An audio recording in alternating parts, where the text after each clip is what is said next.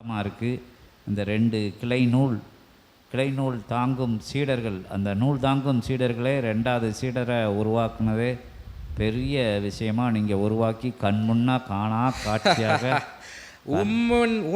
தவ பலனிற்காக அகத்திய பெருமகனார் அருளியதையா, அதைத்தான் யாம் உரைத்தோம். பெருநூல் மட்டுமின்றி வரும் மாந்தர்கள் இச்சிவ சபையின் மாண்பை உணர்ந்து அதில் கூட கஷ்டப்படாது அவரவர் நிலைகளிலே எங்கு உள்ளார்களோ அங்கிருந்தே தனது சிறு சிறு வினைகளை கிளை நூல் சென்று நிவர்த்தி செய்து கொண்டு சந்தோஷமாக இகலோக வாழ்க்கையிலே வாழ்ந்து இங்கு வந்து சேர வேண்டும் என்பதே அகத்திய பெருமகனாரின் ஆசீர்வாதம் அளிக்கப்பட்ட நிலைகள்.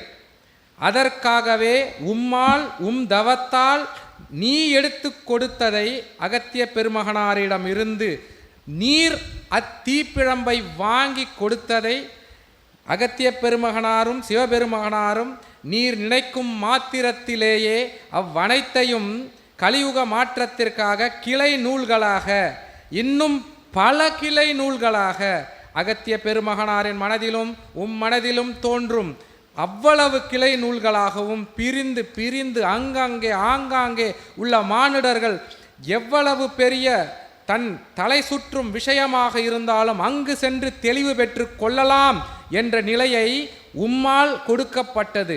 அதில் இச்சீடன் முதலில் திருக்கால்களை திருப்பாதங்களை பற்றி அகத்திய பெருமகனாரே கெதி, வாழைச்சித்தரே கெதி என்ற நிலைக்காக கொடுக்கப்பட்ட முதல் கிளை நூல். அதுவும் பேசக்கூடிய தன்மையை உடனே அளித்த இக்கிளை நூல் அகத்திய பெருமகனாரின் ஆசியால் எண்ணத்தால் மனதிலே உடலில் இருந்து புறப்பட்ட இத்தீப்பிழம்பானது பெருநூலில் இருந்து முதலில் தாரை வார்க்கப்பட்டு அப்பெருநூல் பிறகு உம்மிடமிருந்து நேராக தாரை வார்க்கப்பட்ட இந்நூல் அனைவரும் பாதங்களை பற்றி சிவசபையின் மாண்பை உணர்ந்து வரும் ஒவ்வொருவனும் நூல் தாங்கும் சீடர்களாகவும் சிவசபையின் பெருமாண்பு படைத்த சீடர்களாகவும் மாறுவார்கள் என்று விஸ்வாமித்திரன் யாம் இந்நிலையிலே அகத்திய பெருமகனாரின் ஆசீர்வாதத்தோடு உரைக்கிறோம். மிகவும் சந்தோஷ நிலையிலே அற்புதமாக இயல்பான முறையிலே எம்மால் புரிந்து கொள்ள சிறிதளவே முடியும். சூட்சம நிலையிலே அத்துணை நிலைகளையும் புரிய வைத்து அற்புதமாக ஆனந்த நிலை ஒன்றே, பரவச நிலை ஒன்றே அற்புதமாக. ஐயா, இங்கு வருபவர்கள் சிலர் மட்டுமன்று பலரும் குழப்பத்திலே குதர்க்கமாகத்தான் வருகிறார்கள். அகத்திய பெருமகனாருக்கும் இது தெரியும். இதில் வரும் ஒருத்தன் சிவபெருமகனார் பிரபஞ்சத்தை படைத்தார் என்று கூறுகிறீர்களே, பிறகு எவ்வாறு சிதம்பரத்தில் அவரே பூமியை நிலைநிறுத்துவார், அவரே பிரபஞ்சத்தில் உள்ள பொழுது என்று குழப்பத்துடனே சென்றுள்ளான். அவனுக்கு முதலில் நாம் பதிலளிக்க வேண்டும் என்று நினைக்கிறேன். அவனின் குழப்பமானது என்னவென்றால், சிவபெருமானானவர் ஏதோ ஒருவரைப் போலும் ஒரு ஆன்மாவைப் போலும் அவன் நினைத்துள்ளான். அவரிலிருந்து ஒரு துளிதான் பிரபஞ்சம், அதிலிருந்து வரும் இன்னொரு கதிர்தான் பூ உலகம். அது நிலைப்பாடு, அது நிலை. ஏன் சிவபெருமான் பூ உலகத்தை, எவ்வளவோ கோள்களும் பிரபஞ்சங்கள் உள்ள பொழுது ஏன் அவர் பூ உலகத்தை தேர்ந்தெடுத்தல் வேண்டும்? ஏனென்றால் இங்கு சமநிலையானது கொடுக்கப்படுகிறது. சமநிலை என்பது உயிரியல் வாழ்விலே அணுவானது பிறக்கவும் இறக்கவும், ஒரு உயிரானது ஜனிக்கவும், பிறகு யுகங்கள் மாற அது அழியப்பட்டு பிறகு அது தோன்றப்பட்டு இருக்கும் பொழுதும் எவ்வளவு உலகம் அழிந்த பின்னும் மாற்றத்தை கண்டவரே காகபுஜண்டர். அவரின் நிலையானதை அனைவரும் உணர்ந்திருப்பார்கள் என்று நம்புகிறேன்.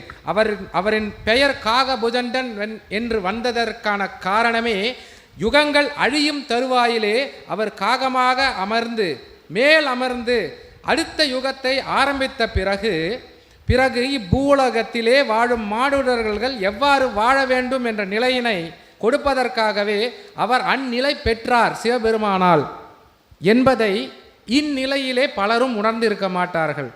அதனால் அத்தருவாயிலே நான் ஒரு வரியிலே உணர்த்த விரும்புவது என்னவென்றால், சிவபெருமான் நம் பூ உலகத்திலே இங்குதான் உயிர்கள் ஜனனிக்கவும் பிறகு அச்சக்தியானது வேறொரு நிலை பெற்று எவரும் மரிப்பதில்லை, மரிப்பு என்றால் மரணம், எவரும் மரணிப்பதில்லை, அவ்வுயிரானது அடுத்தொரு பரிமாணத்திற்கு செல்லப்படுகிறது. மேல் உலகத்திலே அது திருக்கைலாயத்தை அடைகிறதோ அல்லது இது நாராயண பெருமானை அடைகிறதோ, எங்கு சென்றாலும் ஸ்ரீவைகுண்டத்தை அடைந்தாலும் கைலாயத்தை அடைந்தாலும் அதற்கெல்லாம் முன்பு அது ஏதும் மரணிக்கப்படுவதில்லை. இங்கிருந்து வேறொரு பரிமாணத்திற்கு தனது ஜனனத்தை தொடங்குகிறது. அவ்வளவே. இதை உணர்ந்து கொள்ளுதல் வேண்டும். அதைப்போல்தான் சிவபெருமகனார் சிதம்பரத்திலே பூமி என்னும் கோள், இது ஒரு கோள், அவர் அங்கத்திலிருந்து மானுடர்களுக்கு புரிய வேண்டும் என்று உரைப்போமே. ஆனால் நமது வேர்வை துளியை போல் ஒரு துளி, அத்துளியானது தடுமாறி இங்கு உயிர்கள் ஜனனித்த பிறகு இக்கோளை காப்பாற்ற வேண்டும் என்ற நிலை.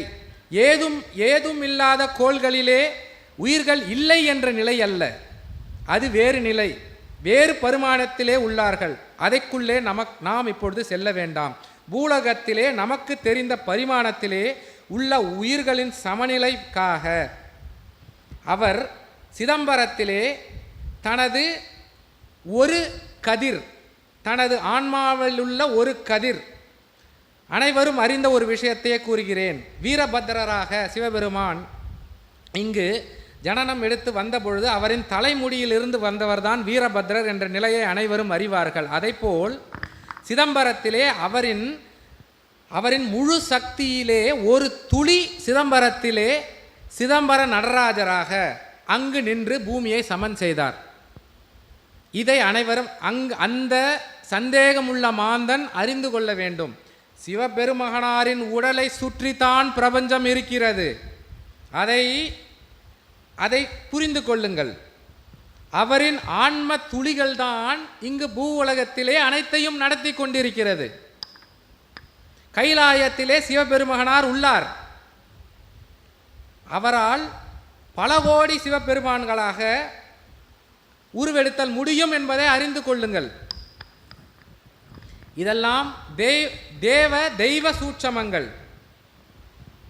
நான் உரைத்தது புரிந்திருக்கும் என்று நினைக்கிறேன். அதனால் சிதம்பரத்தில் நடராஜராக சிவபெருமானின் ஒரு துளி அணு 1% என்று கூறலாம். 1%ஆனது அங்கு வந்து நடராஜர் ரூபத்திலே நின்று அனைத்தையும் சமன் செய்தது என்பதே பொருள். அகத்திய பெருமகனார் என்பவர் ஒரு அகத்திய பெருமகனார் அல்ல. ஒவ்வொரு பிரபஞ்சத்திலும் அகத்திய பெருமகனார் எண்ணில் அடங்கா நிலையில் உள்ளார். தென்பொதியிலே அதில் ஒரு துளி அகத்திய பெருமகனார், அவரின் ஆன்ம சக்தியில் ஒரு துளி தென்பொதிகை மலையிலே வந்து நின்று இப்பூ உலகத்தை சமன் செய்தார் என்பதே இப்பொருள். அதனால் அக்குழப்பத்திலே செல்லும் மாந்தனுக்கு, அம்மானுடனுக்கு இவ்விடையானது காணப்படும் பொழுது புரியும் என்ற நம்பிக்கையிலே இந்நிலையை உணர்த்தி அகத்திய பெருமகனாரின் அருளானது எவ்வுலகத்தில் சென்றாலும் 11 லோகத்தில் சென்றாலும் நீர் அகத்திய பெருமகனாரை காணலாம் என்பதே இந்நிலை. அங்குள்ள அகத்திய பெருமான்கள் அனைவருமே ஒன்றாக இணையப்பெற்று ஒரு குழுமமாக ஒன்றாக இணையப்பெற்று இப்பொழுது நீர் அனைவரும் மானுடர்கள் அனைவரும் வாட்ஸ்அப் செயலியிலே குழுமம் குரூப்ஸ் என்பதை அனைத்து குழுமமாக உருவகப்படுத்தி ஒரு குறுஞ்செய்தியை அனுப்பினால் அனைவரும் ஒரே இடத்திலே பார்க்க முடியும் என்ற நிலையிலே செய்கிறீர்கள் அல்லவா? அதைப்போல்தான் சிவகூரை தலத்திலே. அதனால் தான் சொல்கிறோம், இங்குள்ள மாண்பு என்பதே வேறு. எவ்வளவு தலங்கள் எவ்வளவு பிரபஞ்சங்கள் இருந்தாலும் அதனால்தான் இதற்கு சிவ பிரபஞ்ச சபை, சிவப்பிரபஞ்ச மகா சபை என்று என்ன பொருள்? மகா என்றால் என்ன? பெரிய. உமக்கு புரிந்தபடி கூற வேண்டும் என்றால், அனைவருக்கும் புரியபடி கூற வேண்டும் என்றால் பெரிய. என்றே கூறலாம். சித்துக்களில் உண்டு அனிமா, லகிமா, மகிமா என்று. அதைப்போல் ஒட்டுமொத்த ரூபமாக என்பதே மகா. அதனால்தான் மகாசிவன், மகாவிஷ்ணு, மகாசக்தி என்று கூறுகிறோம். அதனால்தான் அவர்களுக்கு மகாசக்தி என்று அன்னைக்கு ஏன் கூறுகிறார்கள்? அனைத்து சக்தியின் ஒட்டுமொத்த ரூபமாக இருக்கிறாள் அன்னை. அதனால்தான் மகாசக்தி, மகாதேவன் என்று சிவபெருமானை ஏன் அழைக்கிறோம்? அனைத்து உமக்கு கூற வேண்டும் என்றால் அனைத்து பிரபஞ்சங்களில் உள்ள ஆற்றல், சிவ ஆற்றல் ஒன்றாக கூடி இங்கு சிவகூரையிலே வந்து அமர்ந்ததால் தான் இதற்கு மகா சபை என்று நாம் அனைவரும் இங்கு உணர்த்தி கொண்டிருக்கிறோம். நாங்கள் அனைவரும் உணர்த்துவதே அதேதான். இங்கு வந்துவிட்டால் நீர் வேறெங்கும் செல்ல வேண்டாம். உம்மால் நான் என்ன உரைக்கிறேன், இங்குள்ள மானுடர்கள் அனைவரும் எங்கு செல்வீர்கள்? பூலோகத்தின் உச்சிக்குத்தான் செல்ல முடியும். பின்பு வேறொரு லோகத்திற்கு செல்ல முடியுமா? இயலுமா? செல்ல இயலும். எப்பொழுது? தன் நிலையை கோலேற்றி ஆன்மாவினை நெற்றி பொட்டிலே நிறுத்தி தன் மூச்சினை ஒரு அங்குலமாக குறைத்த பிறகு அச்சக்தியை நீர் பெறலாம். அத்தவநிலை கோலங்களிலே நீர் பெறலாம். நான் இல்லை என்று கூறவில்லை, அனைவராலும் முடியும். அதனால் தான் சொல்கிறோம் அனைவர் உள்ளேயும் சிவபெருமான் உள்ளார். அதற்கு தான் சொல்கிறார்கள் அகம் பிரம்மாஸ்மி, என் அகம் நானே பிரம்மம். அகம் பிரம்மாஸ்மி என்றால் என்ன? இவ்வகம், அகமானது பிரம்மத்தை உடையது. ஸோ அனைவருக்குள்ளும் சிவபெருமான் உள்ளார். சரி, அதற்கு நாம் பிறகு செல்வோம். அதனால் இங்குள்ள சபைக்கு வந்துவிட்டால் அனைத்து பிரபஞ்சங்களில் உள்ள சிவமகா ஆற்றலும், முப்பெரும் தேவியர்களும், மும்மூர்த்திகளின் ஆற்றல்களும், பல தேவர்களின் ஆற்றல்களும், அனைவரின் ஆற்றல்களும் ஒரு குழுமமாக எவ்வாறு விளக்கை ஏற்றினால் ஜோதி எரிகிறதோ அதைப்போல் ஒரே இடமாக அனைத்து ஆற்றல்களிலும் சிவபெருமான் அனைத்து ஆற்றல்களையும் பெற்று அகத்திய பெருமகனாரும் வாழைச்சித்தரும் இங்கு அமர்ந்துள்ளார்கள். அதனால் இங்கு வந்தீர்கள் என்றால் இதைவிட வேறெங்கும் செல்ல வேண்டிய நிலை ஏற்படாது என்றே கூறுகிறோம். வாழைச்சித்தர் அழைக்கும் தருவாயிலே கூட முருகப்பெருமகனாரை அனைத்தும் பெற்ற அருமுருகை படையை 7ஆம் படையாக கொண்ட மருதமலை நிலையையும் ஒன்றாக இணைத்த என்று அழைப்பார். கூர்ந்து கவனித்தீர்கள் என்றால் அதுதான் இச்சிவமகா சபையிலே இங்கு வந்துவிட்டால் வேறெங்கும் செல்லா நிலையை அடையலாம். அனைவரும் புரிந்து கொள்வீர்கள் என்பதற்காகவே இதை இவ்வளவு விரிவாக கூறிக்கொண்டிருக்கிறேன். அதனால் இச்சிவசபையின் மாண்பானது ஒருவர் காணும் நிலையில் அல்ல, இங்கு வந்து காணும் நிலையிலேயே உள்ளது. அதனால் அனைவரும் தன் சிரசிலே, மறுபடியும் கூறுகிறேன், சிரசிலே இடத்தை அதாவகப்பட்டது தான் என்ற எண்ணத்தை வடக்கு வாசெல்வி வாயிலேயே அகற்றிவிட்டு தலை வணங்கி இங்கு வந்தீர்கள் என்றால் இங்குள்ள கும்பமணி தலையிலே கிரீடத்தை வைப்பார். கிரீடம் என்று நான் உரைப்பது பொருள் அளித்து விடுவார் என்பதல்ல, நிலைகளை ஏற்றுவார். அப்பொழுது பொருள் என்பது தானாகவே உம்மை வந்து அடையும்.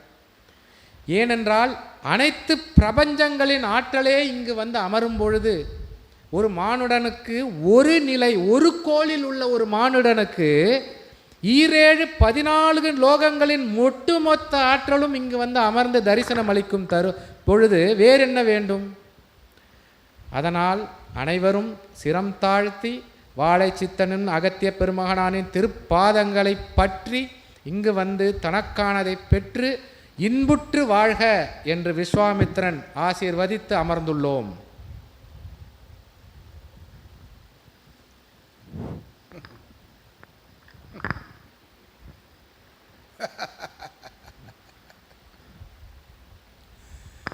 மாண்பு என்ற ஒற்றை சொல்லினை பல்வேறுபட்ட சொற்களால் இணைத்து சூட்சம நிலைதனை இயல்பு நிலைக்குள் கொண்டு வந்து அழைத்து வந்து அமர வைத்து அகத்தியம் கொடுத்த தமிழுக்குள் இருந்து தமிழோடு கலந்த இயல்பு நிலை உரையாடல் மொழிகளை ஒன்றாக இணைத்து ஆற்றலாக நீ யார், எவ்வாறு உன்னை உணர வேண்டும், உன்னை உணர்ந்த பிறகே நீர் உமை உலகிற்கு கொண்டு வந்து படைத்தவனை ஆராய வேண்டும் என்ற அற்புதமான சொல்லினை, அதன் தாக்கத்தினை ஆற்றலாக விரிவுரையாக உரைத்த விஸ்வாமித்திரன் தன் சீற்றத்தோடு கூறிய உரையாக இருந்த பொழுதும் சீரும் சிறப்புமான அற்புத இக்கலியுகத்திற்கு ஏற்ற மாந்தர்கள் மானிடர்கள் புரிகின்ற அறிகின்ற தன் சிந்தையில் பதிய வைக்கின்ற அளவுகோலில் தெளிவுற உரைத்த அவ்வுரைதனை அகத்தியன் கேட்டு அகமகிழ்ந்து, ஆற்றலாய் நீர் வந்து அமர்ந்த அக்கணமே எச்சீடனாக எச்சபை தொடர்பாளனாக மாந்தனாக இருந்த பொழுதும் வந்து அமர்ந்த அக்கணமே சிவசபையினுடைய ஆற்றலை பெற்றுவிட்டாய், நீர் பாதி நிலை என்று விஸ்வாமித்திரன் உரைத்தது முற்றிலும் நிதர்சனம், நித்தியம், சத்தியம். அது கோமாதா திரு பூஜைதனை காண்கின்ற பிறகு உம்முடைய பாதி நிலை வேறறுக்கப்படுகின்றது. அப்பாதி நிலையோடு வந்து அமர்கின்ற பொழுது நீர் அடைகின்ற சரணாகதி வணங்குதல் வாழ்த்துதல் நிலை தன்னை தாழ்த்தி இத்தலத்தினை நீர் உன் சிந்தையில் உயர்த்துகின்ற பொழுது மீதி பாதியும் களைந்து இச்சிவகூரை தலம் விட்டு வெளிச்செல்கின்ற பிறகு ஆற்றலாய் இகலோகத்தில் எவரும் ஈடு கொடுக்க முடியா அளவிலே வாக்கு சித்தியையும் வா வன்மையும் நா வன்மையும் பெற்று ஆற்றலாய் சிவசபையின் சீடனாக வலம் வரக்கூடிய அற்புத ஆற்றலை பெறுவாய் என்ற நிலைதனை சூட்சமமாய் உரைத்த விஸ்வாமித்திரனின் உரைதனை அகத்தியன் யாம் அகமகிழ்ந்து சிறப்புற பாராட்டி அமர்ந்திருக்கின்றோம். அகத்தியன் யாம்.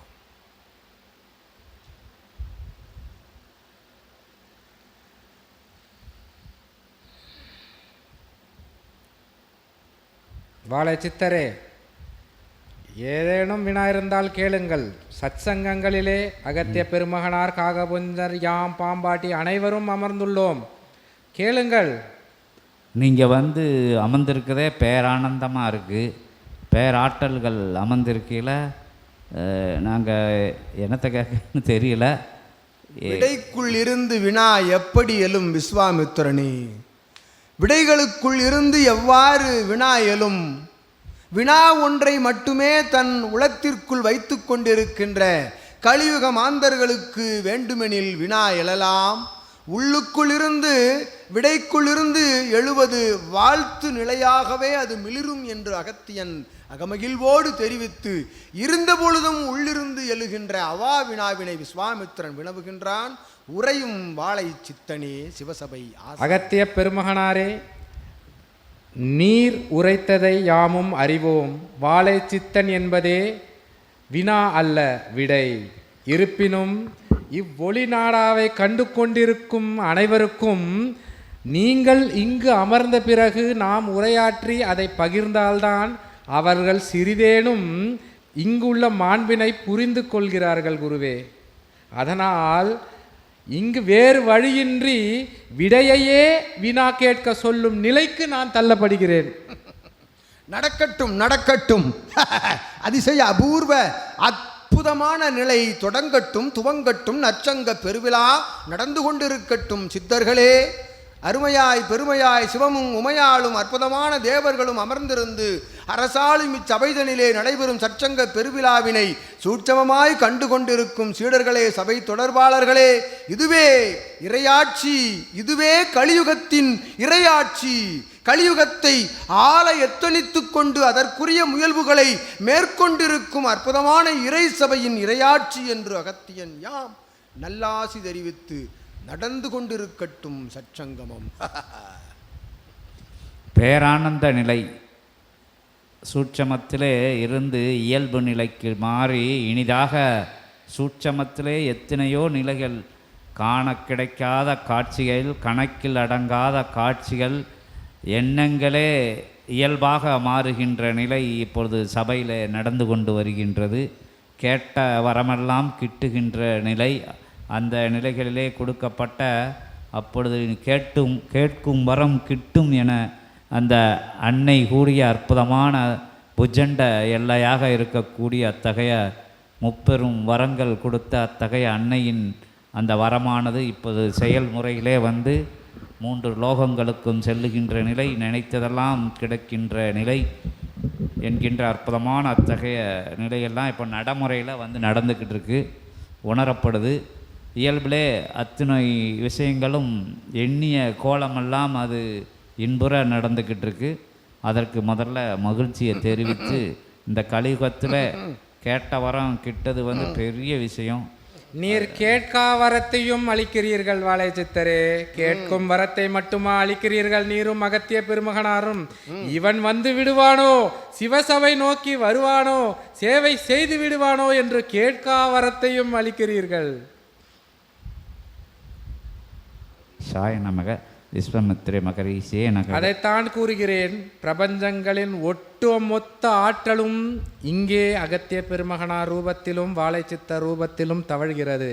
மாந்தர்கள் எங்கு சென்றேனும் அவர்களால் பூலோகத்தின் உச்சிக்கே, அது கூட அண்டார்டிகா என்னும் நகரத்திலே சென்று ஒரு நாள் கூட வாழ முடியாது நம் பூ உலகத்திலே. பிறகு எங்கு வேறு வேறு லோகங்களுக்கு இவர்கள் செல்ல போகிறார்கள்?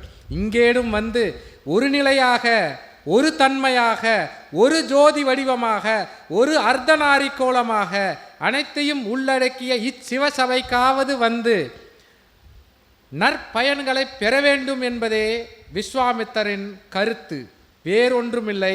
அதனால்தான் நானும் உரைத்து கொண்டே இருக்கிறேன், சிவகூரை தலத்திற்கு வாருங்கள் என்று. பிரபஞ்ச மகா சிவகூரை தலத்திலே அற்புதமான நிகழ்வுகள் நடந்தேறி வந்து கொண்டு இருக்கின்றது. உங்கள் திருவாயால் சூட்சமத்திலே, அதாவது தேவ ரகசியங்கள் வேண்டாம், சிவகூரை தலத்திலே என்ன என்ன நிலைகள், தெய்வீக நிலைகள் அமர்ந்திருக்கின்றன, அது வந்து விரிந்த காட்சிகளாக இருந்தாலும் அதை வந்து கோடியை வந்து லட்சமாக்கி, லட்சத்தை வந்து 1000 ஆக்கி, 1000-ஐ 100 ஆக்கி, 100-ஐ 10 ஆக்கி கூறதுக்கு இயல்பிலே என்ன நிகழ்வுகள் இங்கே சிவகூரையினுடைய அற்புதங்கள் வெளி உலகத்துக்கு தெரியதுக்கு இந்த இயல்பான விஷயங்கள் இடத்துல இல்லை, சூட்சமத்தில் சிவகூரையில் என்ன இருக்குது. மாந்தர்கள் இந்த இடம் அந்த இடம் அங்கிட்டு இங்கிட்டு அப்படிங்கிற விஷயத்துக்குள்ளே போகாமல் இப்போ அமைக்கப்பட்ட இந்த சூட்சம பிரபஞ்ச மகா சிவகூரையில் தவ ஆற்றலால் அவர் வந்து உட்கார்ந்துருக்காரு. முருகப்பெருமான், எல்லா வீரபாகத்தேவர் இருக்கார், கருட பகவான் இருக்கார், ஆஞ்சநேயர் இருக்கார். 10 அவதார நிலைகள் வந்து சிவநூலை காத்து தன்னையும் சுற்றி நூலையும் சுற்றி வருது. மேலே வந்து சடாச்சர சக்கரம் இருக்குது, அதுக்கு மேலே 10 அவதார ஆற்றல்களோட ஆயுதங்கள் இருக்குது. எல்லா நிலைகள்லையும் வந்து சிவகணங்கள் சித்தகணங்கள்லாம் காவல் காக்கு. எல்லா வாசல் நிலைகளையும் ஐயா, உம்மால் தேவலோகமே இங்குதான் ஐயா உள்ளது, தேவலோகமே இங்குதான் உள்ளது. என்ன அகத்திய பெருமகனாரே, இதற்கு மறு உரை உண்டா? தேவலோகத்தையே அழைத்து விட்டீர்களே இங்கு, நீர் ஏன் அதை ஒவ்வொரு முறையும் கஷ்டப்பட்டு கூறிக்கொண்டிருக்கிறீர்கள்? வாழை சித்தரே, தேவலோகம் இங்குதான் உள்ளது, அனைவரும் இங்குதான் உள்ளார்கள். மகிழ்ச்சி மகிழ்ச்சி. சித்தர்கள் உரைக்கு எதிர் உரை உண்டோ சிவலோகத்தில்? சித்தர்கள் உரைத்தால் சிவம் உரைக்கும் உரை, சிவம் உரைக்கும் உரையையே சித்தர்கள் உரைக்கின்றார்கள். பல்வேறு 7 14 லோகங்களிலும் ஒலிக்கின்ற ஒளி ஒவ்வொன்றும் அது சிவ ஒளியாய் திகழ்கின்ற இத்தகைய லோகங்களில் அத்துணை லோகத்தையும் ஒன்றாக வார்த்தெடுத்து அமைக்கப்பட்ட சிவகூரை தலமதிலே சித்தன் உரைத்தவாறு தேவலோகமே வந்து அமர்ந்த பிறகு இவ்லோகத்தில் என்னென்ன சூட்சம அருள்நிலை உள்ளது என்ற வினாவிற்குள் சென்ற பொழுதும் ஆதிசேஷன் அற்புதமாக நிழற்குடை அமைத்து சற்சங்க பெருவிழாவின் சிவகூரை தலத்தை ஆற்றலாய் ஆக்கிரமித்து பரந்தாமனின் நிழல் கொடுக்கும் அற்புத அந்நிழலினை ஆதிசேஷன் அமர்ந்து ஆற்றலாய் ஆசிகள் வழங்குகின்றான் சித்தனே. இந்நிலையில் ஆதிசேஷன் வந்தமர்ந்து நல்லாசிகள் வழங்குகின்றோம் யாம்.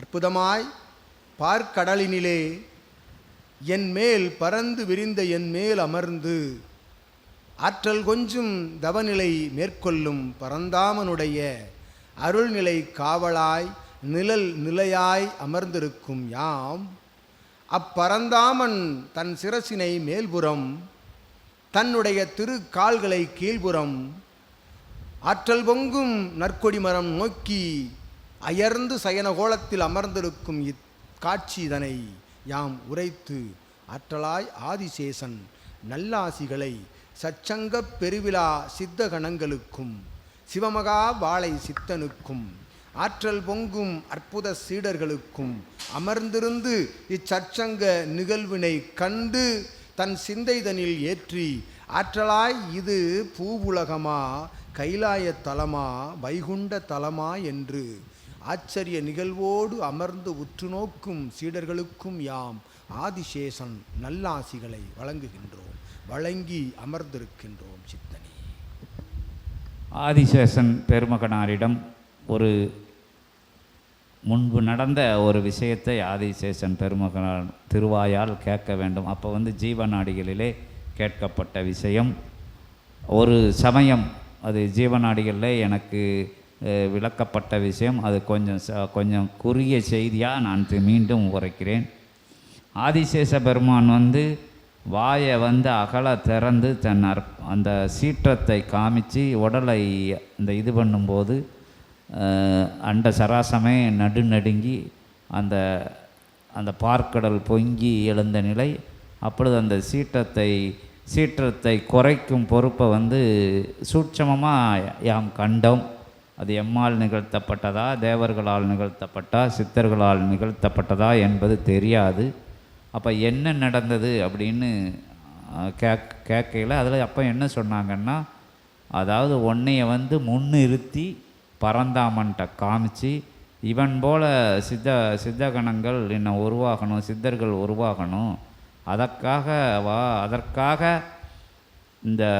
இந்த மாற்றத்தை அது சொல்ல வேண்டாம் என் வாயில், அதை மாற்ற வேண்டும். அந்த பரந்தாமன் எழுந்தால் என்ன நடக்கும் அப்படிங்கிற விஷயம் அதை சூட்சமாக வச்சு அந்த நிகழ வேண்டாம், இன்னும் சித்தர்கள்லாம் உருவாகணும் அப்படின்னு முன்னிறுத்தி காமிச்சோம் அப்படின்னு சொல்லி அப்போ அவங்க அந்த பரந்தாமனுடைய சீடர்களாய் அத்தகைய தொடர்பாளர்கள் முன்னோர்கள்லாம் உனக்கு வரம் கொடுத்தாங்க, பானம் கொடுத்தாங்க அப்படின்னு ஒரு காட்சி விவரிக்கப்பட்டது. அதை இப்போ ஆதிசேஷன் பெருமகனார் வந்ததுனால அவர் அகத்திய பெருமான்கிட்ட அனுமதி கேட்டு அவர் திருவாயில் இருந்து சூட்சமாக வேண்டாம், இயல்பில் என்ன நடந்தது அப்படிங்கிறத கூறினா கொஞ்சம் சபை வளர்ச்சிக்கு ஏதுவாக இருக்கும் அப்படிங்கிற ஒரு இதை வச்சு நாமும் இயல்பில் கேட்டு தெரிஞ்சுக்கலாம். ஆதிசேஷ பெருமானின் திருவடி போற்றி திருத்தால் பணிந்தோம். ஆதிசேஷ பெருமானே நமோ நமக, அகதீஷாய நமக, விஸ்வமித்ர மகரிஷியே பாம்பாட்டி பெருமகனாரே நமோ நமக. அத்துணை சித்தர்களில் திருவடி வணிந்து பரந்தாமனை வணங்கி 10 அவதார சூழ்களை வணங்கி இறை நூலை வணங்கி ஆதிசேஷ பெருமானின் திருவடி தொட்டு திருத்தால் பணிந்து அற்புத கொடை பிடித்து அமர்ந்திருக்கின்ற அருள் கொடை கொடுக்கும் சிவசபையிலே கொடையாக அமர்ந்த ஆதிசேஷனை வணங்கி நிற்கிறோம். ஆதி இறைமகா பெரும் சிவசபைதனில் ஏற்றம் கொண்டு வந்தமர்ந்து சிவ சச்சங்கம நிகழ்வாய் சஷ்டியின் மருதின நிகழ்வாய் அருள் நிலையாய் அதி உன்னத நிலையாய் அதி உன்னத மகோன்னத தத்துவ நிலையாய் அமர்ந்து சித்தர்கள் அரசாண்டு சித்தர் தலைவனாம் அகத்தியன் தலைமை பூண்டு அமர்ந்து நடைபெறும் சற்சங்க பெருவிழாவில் யாம் ஆசியுரைத்த நற்கணம் அது பொற்கணமாய் அனைவருக்கும் நல் ஆசி கணமாய் விளங்க யாம் ஆசி வழங்கி உரைத்தவன் உள்ளிருந்து ஜீவனாடி நிலைகளிலிருந்து உணர்த்தப்பட்ட உணர்தல் நிலைகளை அதன் இயல்பு நிலைகளை கேட்டு உரைத்தவன் சிவசபை ஆசானாய் அமர்ந்திருக்கும் நீர் இச்சிவசபையினுடைய ஆசானாய் திகழ்வதற்கும் இச்சிவசபையினுடைய ஆசானாய் திகழ்ந்து ஆசானுக்குரிய நிலை என்னவென்று உலகோர்கள் அறிந்து உலகோர்கள் அறிகின்ற வண்ணம் அது எவ்வாறு என் நிலையில் அவர்கள் அறிவார்கள் என்கின்ற சூட்சம நிலைக்காக இயல்பு நிலையில் ஆதி கைலாய சிவ சூட்சம நூல் என்னும் அற்புத நூலினை தாங்கிய அச்சூட்சம கணம் அக்கணம் அது பானம் அருந்திய அவ்வேளைதனில் பிரபஞ்சத்தை கட்டி காக்கும் நிகழ்வாய், அத்தகைய சீற்றத்தினை அடக்கி ஆளும் நிகழ்வாய், அச்சீற்றத்தினை அடக்கி ஆளும் நிகழ்வோடு இணைந்த அப்பானம் அருந்தப்பட்ட அவ்வேளைதனில் ஆதி கைலாய சிவசூட்சம நூலும் உள்நுழைந்து ஆற்றலாய் இந்நூலோடு ஆசான் எத்துணை ஆசானாக விளங்க வேண்டும் ஓர் சபைக்கு என்று அவர்கள் உணர்த்தும் வண்ணம் இயல்பு நிலையில் அமைந்த பிரபஞ்ச மகா சபையினுடைய சீற்றத்தினை